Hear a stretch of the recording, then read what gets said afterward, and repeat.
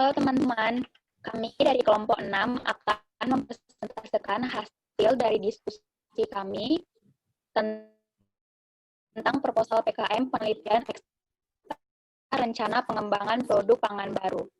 Nah, sebelum kami memulai presentasi kami, ada baiknya kami memperkenalkan diri kami terlebih dahulu. Saya sendiri Manuela Tiasari, kemudian ada Anita Anastasia, Desi Pasaribu, Diva Trisha, Mercy Zega, dan Putri Nadli. Jadi, di sini nama produk kami adalah Tarikmang dengan judul Sereas Talas dengan fortifikasi rimbang dan keong sawah untuk mengatasi kecukupan gizi. Pendahuluan akan dimulai oleh Anastasia. Anastasia, saya persilahkan.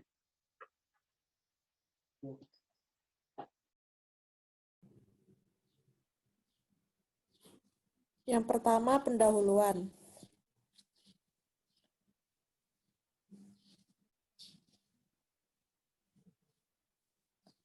Latar belakang. Balita adalah kelompok umur yang paling rentan menderita kekurangan gizi, terutama kekurangan energi protein atau KEP. Gizi kurang pada balita membawa dampak negatif terhadap pertumbuhan fisik maupun mental yang selanjutnya akan menghambat prestasi belajar. Menurut Depkes 2018, gizi kurang dan gizi buruk merupakan status gizi yang didasarkan pada indeks berat badan menurut umur. Riset Kesehatan Dasar atau Riskesdas tahun 2018 yang diselenggarakan oleh Kementerian Kesehatan menyatakan bahwa persentase gizi buruk pada balita usia 0-23 bulan di Indonesia adalah 3,8% dan balita usia 0,59 bulan adalah 3,9%, sedangkan persentase gizi kurang pada balita usia 0-23 bulan adalah 11,4% dan balita usia 0-59 bulan adalah 13,8%. Sementara di Sumatera Utara memiliki persentase gizi buruk pada balita 0-23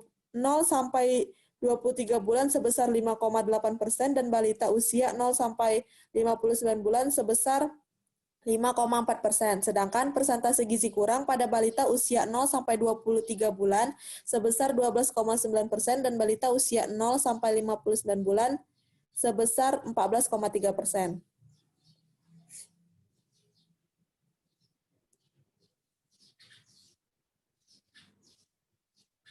Daratan Afrika, Amerika, dan Asia. Umbi talas memiliki kandungan zat gizi yang cukup tinggi seperti pati 18,02%, gula 1,42%, kalsium 0,028%, dan fosfor 0,061%. Namun talas merupakan bahan yang rendah kandungan protein dan kalsium. Oleh karena itu perlu difortifikasi dengan protein sumber hewani seperti keong sawah. Keong sawah mempunyai nilai gizi yang baik karena kandungan protein yang cukup tinggi, yaitu 51,8%, sedangkan lemak 13,61%, serat 6,09%, kadar abu 24%. Berdasarkan uraian permasalahan di atas, maka kelompok kami menciptakan inovasi makanan yang diberi nama Tarikmang, yang merupakan sereal talas dengan fortifikasi rimbang dan keong sawah. Tarikmang merupakan sereal yang berbahan dasar talas, difortifikasi dengan rimbang dan keong sawah. Kandungan dari talas, rimbang, dan keong sawah diharapkan dapat mengatasi masalah gizi pada balita dan mengurangi persentase gizi buruk dan gizi kurang pada balita baik di Sumatera Utara maupun Indonesia.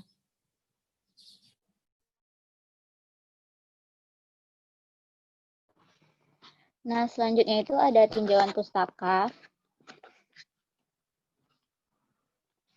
Nah, yang pertama ubi talas. Nah, dapat kita ketahui, talas itu merupakan tanaman pangan yang berupa herbal dan merupakan tanaman semusim atau tanaman panjang tahun. Menurut Nurbaya tahun 2013.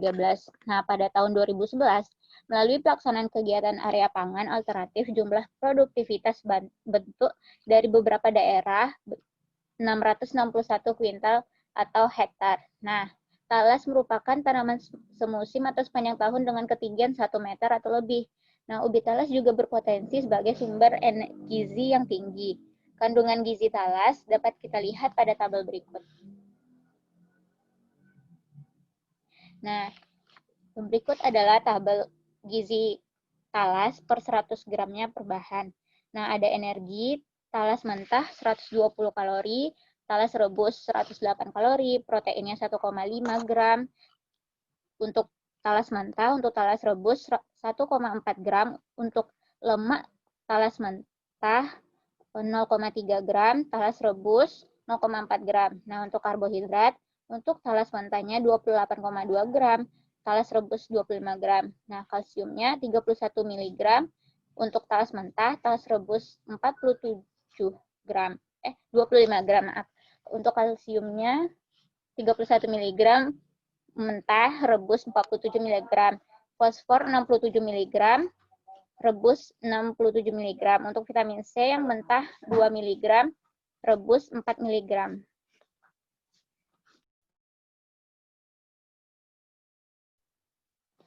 Nah, ubi talas ini dapat diolah menjadi tepung talas. Tepung ubi talas ini dapat dimanfaatkan lebih lanjut sebagai bahan baku industri makanan.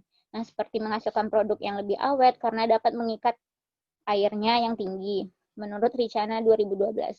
Tahapan pembuatan tepung umbi-umbian adalah meliputi proses pengupasan, pencucian, penyengutan, pengeringan, dan penggilingan. Nah, pada pembuatan tepung talas ini dilakukan dengan proses perendaman terlebih dahulu untuk mengurangi kadar oksalat yang cukup tinggi.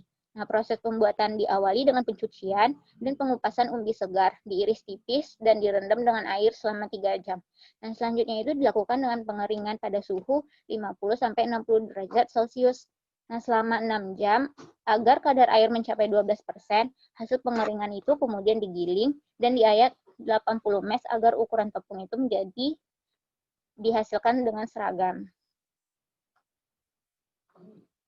Next. Nah, yang kedua itu ada rimbang. Nah, buah rimbang atau nama lainnya itu Solanum torfum sw adalah tumbuhan dari suku terang-terongan yang mengandung vitamin dan mineral. Nah, pengolahan sereal dalam penambahan tepung buah rimbang salah satu upaya untuk meningkatkan variasi produk sereal. Nah, buah rimbang ini memiliki berbagai jenis vitamin dan mineral yang tinggi seperti vitamin A, vitamin C, serat, kalsium, dan fosfor. Kandungan gizi rimbang ini dapat kita lihat pada tabel berikut. Next.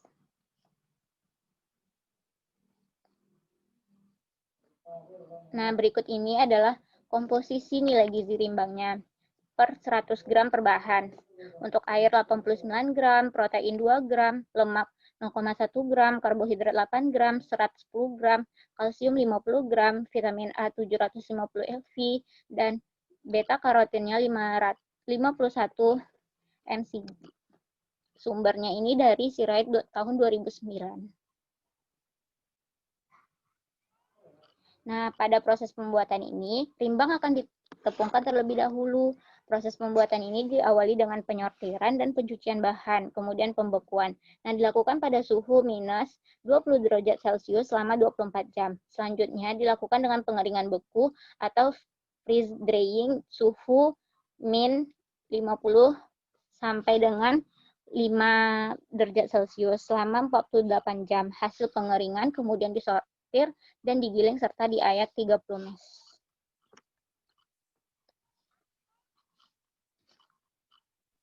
Nah, pada proses selanjutnya, pada proses keong sawah yang akan dilanjutkan oleh teman saya, Mercy. Baik, selanjutnya yaitu keong sawah. Keong sawah atau Pila ampulacea adalah sejenis siput air yang mudah dijumpai di perairan tawar, seperti aliran parit, sawah, dan waduk. Keong sawah memiliki warna cangkang hijau pekat sampai hitam. Keong sawah dapat dijadikan tepung. Tepung keong sawah ini dapat digunakan sebagai salah satu bahan pembuat campuran sereal, karena tersedia banyak di alam. Bahkan, bagi sebagian masyarakat, keong sawah dianggap sebagai hama, bukan merupakan bahan pangan utama bagi manusia, serta memiliki nilai gizi tinggi. Keong sawah merupakan sumber protein yang potensial karena kandungan proteinnya yang tinggi. Kandungan gizi keong sawah dapat dilihat pada tabel berikut. Nah, seperti yang terlihat di layar, di sini kandungan gizi keong sawah itu ada protein kasar sebanyak 15%, lemak kasar sebesar 2,4%, serat kasar sebesar 6,09%, dan kadar abu sebesar 24%. Selanjutnya, Nah, pada proses pembuatan, keong sawah akan ditepungkan terlebih dahulu seperti rimbang maupun apa tadi. Pembuatan tepung keong didahului dengan pencucian untuk menghilangkan kotoran dan lendir dan dikukus hingga masak. Ditiriskan dan diiris tipis. Pengeringan dilakukan dengan dry oven pada suhu lebih kurang 50 derajat Celcius selama 1 hari. Dihaluskan dengan digiling dan diayak pada 60 mes. Next.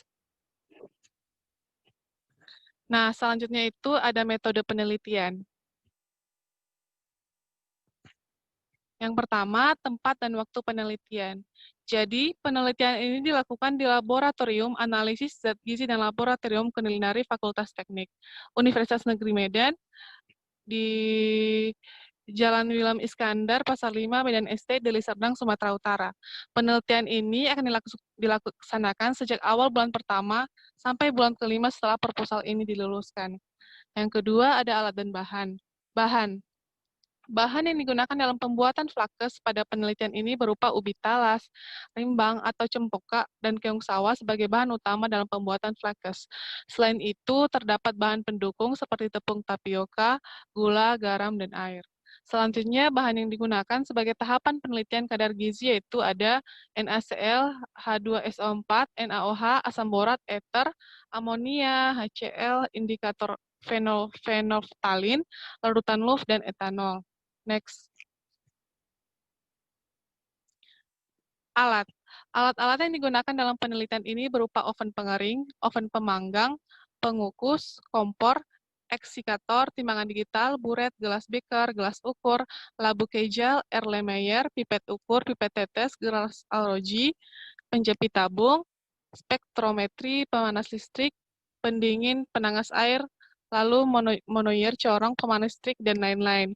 Selanjutnya akan dilanjutkan oleh Desi.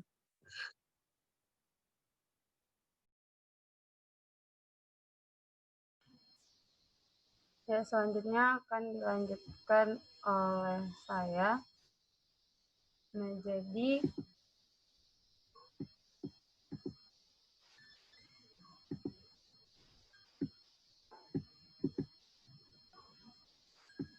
prosedur penelitian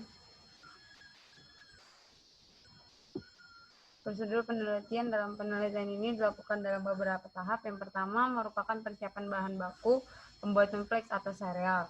Nah, dalam penelitian ini 3 bahan baku tadi seperti yang sudah dijelaskan, baik itu talas maupun rimbang dan juga si keong sawah ini akan ditepungkan terlebih dahulu.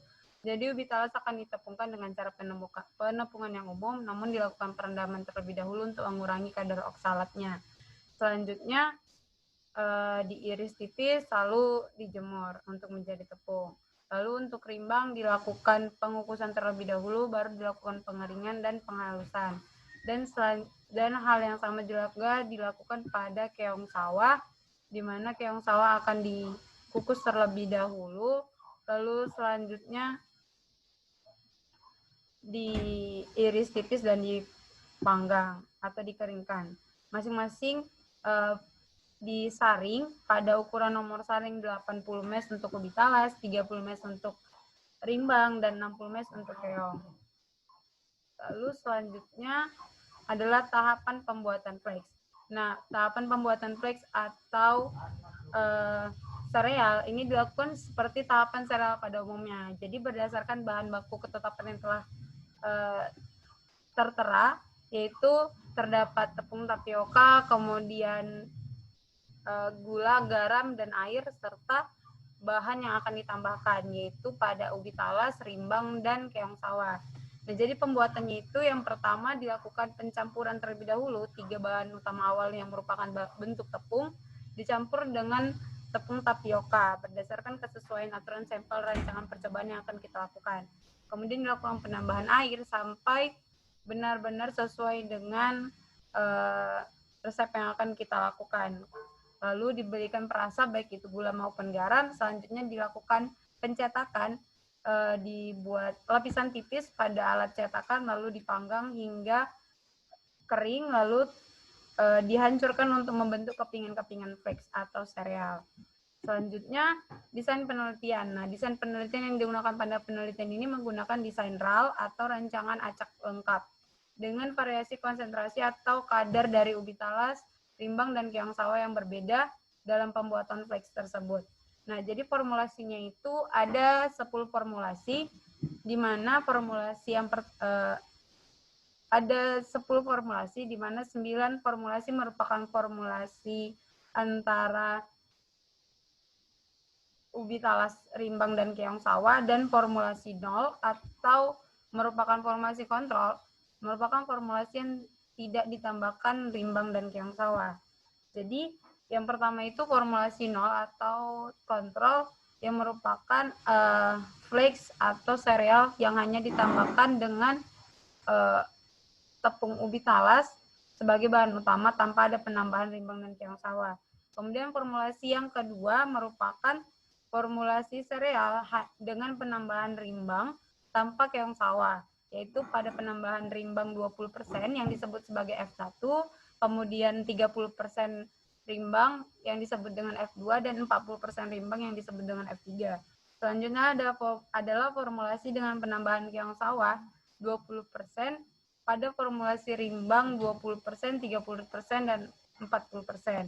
Nah, jadi pada keong sawah 20% dengan rimbang 20% itu merupakan F4, keong sawah 20% dan formulasi rimbang 30% disebut F5, kemudian penambahan keong sawah 20% dan rimbang 40% disebut F6, serta penambahan keong sawah 30% pada setiap formulasi rimbang, yaitu keong sawah 30% dengan penambahan rimbang 20% disebut F7, kemudian keong sawah 30% dengan penambahan rimbang 30% disebut F8, dan keong sawah 30% dan rimbang 40% disebut F9. Nah, ini untuk formulasi pada bahan fleksnya. Kemudian untuk analisis zat gizi dilakukan pengulangan sebanyak 3 kali, sehingga total percobaan adalah 10 formulasi, dikali dengan 3 pengulangan, yaitu semua berjumlah 30 unit. Dengan analisis data yang digunakan merupakan uji ANOVA dan analisis lanjutan Duncan. Parameter yang diamati adalah kadar karbohidrat, protein, lemak, serat, dan vitamin A. Kemudian pengujian kandungan gizi dalam flakes atau sereal itu berdasarkan pada yang pertama uji kandungan vitamin A berdasarkan AOAC tahun 2001 nomor 13, yang merupakan uji vitamin A yang dilakukan pada sampel rimbang sebelum dilakukan pencampuran. Namun ini rimbang pada sediaan tepung. Jadi rimbang yang sudah ditepungkan tapi belum diolah menjadi flakes. Dilakukan pengujian kadar vitamin A-nya, lalu selanjutnya diolah dan menjadi flakes. Ya, jadi setelah pengolahan flakes baru dicek lagi kandungan vitamin A-nya. Uji vitamin A dilakukan untuk mengetahui perbedaan kadar kandungan sebelum dan sesudah pengolahan. Analisis vitamin A ini dilakukan dengan HPLC pada gelombang 328 atau 313 nanometer berdasarkan AOAC tadi. Selanjutnya uji proksimat berdasarkan AOAC tahun 1990 atau berdasarkan ketetapan SNI Standar Nasional Indonesia nomor 012891 tahun 1992. Jadi analisis uji proksimat dilakukan untuk menganalisis kandungan antara karbohidrat, protein, lemak, serta kadar air, abu, dan serat berdasarkan AOAC tadi ataupun SNI terkait dengan penata laksana serta batas kadar maksimal dan minimal pada sediaan flakes. Oke. Selanjutnya, biaya dan jadwal kegiatan saya serahkan kepada teman saya. Nah, kemudian ada biaya dan jadwal kegiatan.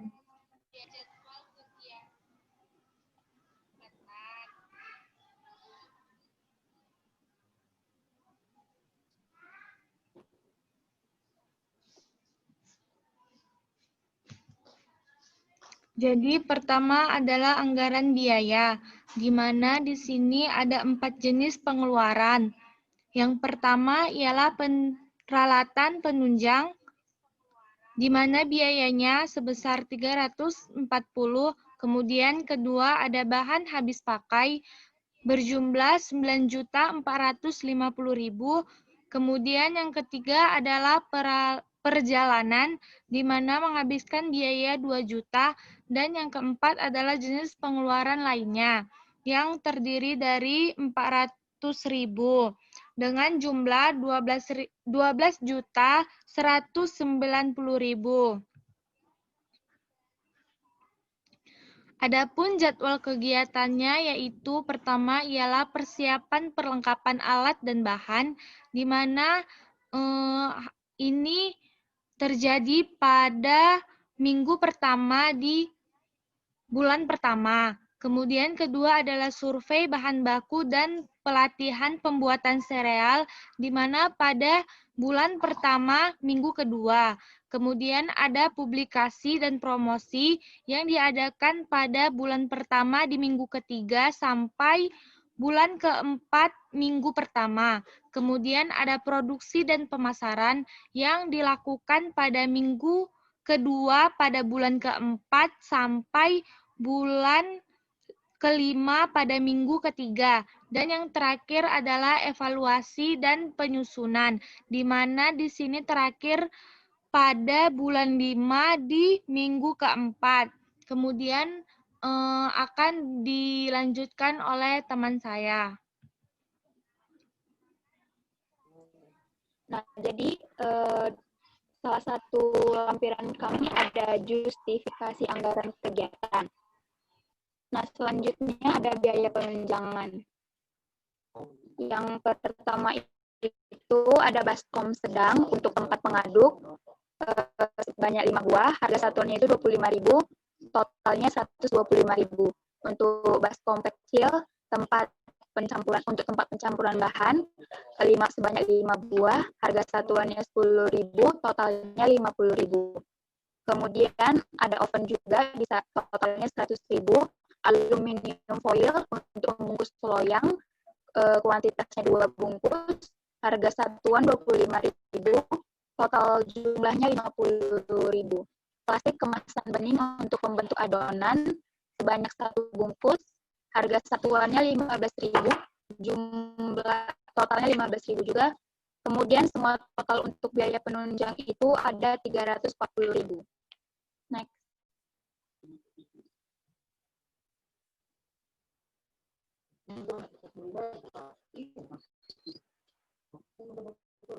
Kemudian barang habis pakai. Timbang sebagai bahan penelitian sebanyak seberat 30 kg, harga satuannya 15.000 per kilogram, totalnya 450.000. Kemudian keong sawah, bahan penelitian seberat 100 kg, harga satuannya 10.000 per kilogram, totalnya 1 juta. Kemudian ada ubi talas 200.000, tepung terigu 500.000, gula 200.000, garam 100.000, kemudian jasa proksimat, analisis kadar karbohidrat, lemak, protein, abu, air, dan serat sebanyak 10 contoh, harganya 400.000 per contoh, totalnya 4 juta. Kemudian jasa HPLC, analisis vitamin A, total 10 contoh, harga per contohnya 300.000, total 3 juta. Semua total barang habis pakai senilai 9.450.000. Next.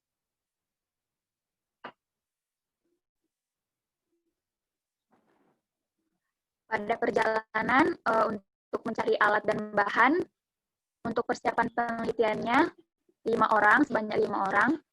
Harga satuannya itu 400.000, total keseluruhannya itu ada 2 juta. Next. Lain-lainnya itu ada flash disk untuk penyimpanan semua atau laporan dan dokumentasi sebanyak 1 buah, harga satuannya itu 50.000. Kopi makalah untuk persiapan penelitian sebanyak 10 buah, harga satunya 10.000, total 100.000. Untuk promosi pemasaran, pembuatan banner poster, dan publikasi sebanyak 5 buah, harga satuannya 50.000, jumlahnya 250.000. Total seluruhnya adalah 400.000. Nah, jadi berikut hasil dari diskusi kami. Jika ada salah kata, kami mohon maaf. Terima kasih.